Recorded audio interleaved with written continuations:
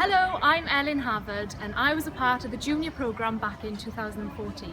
Here's my 60-second video.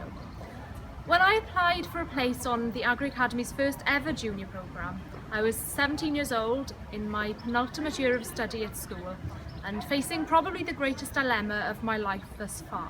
What next?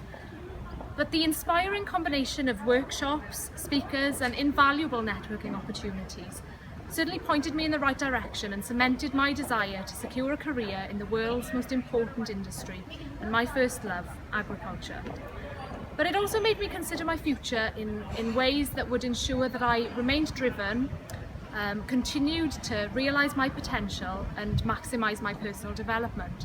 And that's probably part of the reason why 3 years on, I'm halfway through my undergraduate degree, not in agriculture, but at one of the world's leading universities.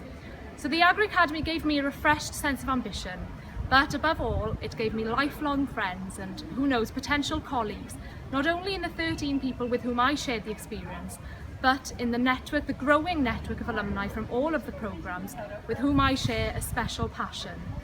So if you're thinking of applying, then all I have to say is stop thinking now and just do it.